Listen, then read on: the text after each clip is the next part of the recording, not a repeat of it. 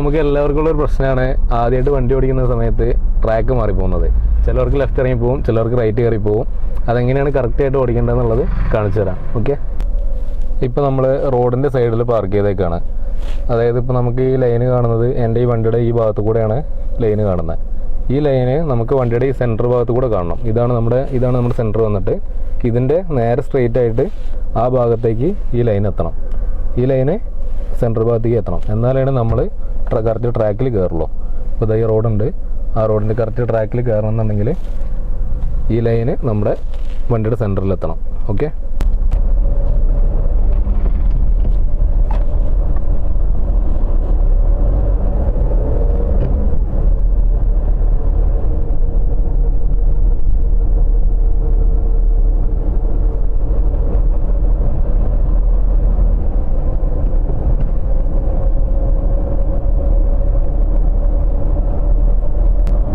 അതുപോലെ നമുക്ക് right side, അതായത് സെൻറ്ററിലുള്ള ലൈനാണ് നമ്മുടെ റൈറ്റ് സൈഡ് വരിക.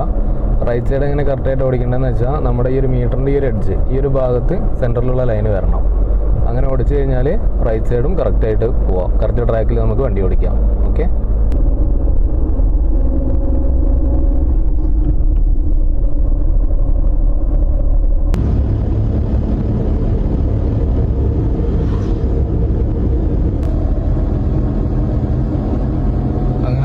ലെഫ്റ്റത്തെ ലൈന് നമ്മുടെ ഈ സെൻറ്ററിലും വണ്ടിയുടെ സെൻറ്റർ ഭാഗത്തായിട്ടും, റൈറ്റത്തെ ലൈന് നമ്മുടെ ഈ ഒരു മീറ്ററിൻ്റെ ഈ ഒരു എഡ്ജ് ഭാഗത്തായിട്ടും അങ്ങനെ പോവുകയാണെന്നുണ്ടെങ്കിൽ കറക്റ്റ് ട്രാക്കിലാവും നമ്മൾ വണ്ടി ഓടിക്കേണ്ടത്. അതായത് റൈറ്റിലേക്കും കയറില്ല, നമ്മൾ ലെഫ്റ്റ് ഇറങ്ങില്ല, കറക്റ്റ് ട്രാക്കിലാവും നമ്മൾ പോകുന്നുണ്ടാവുക.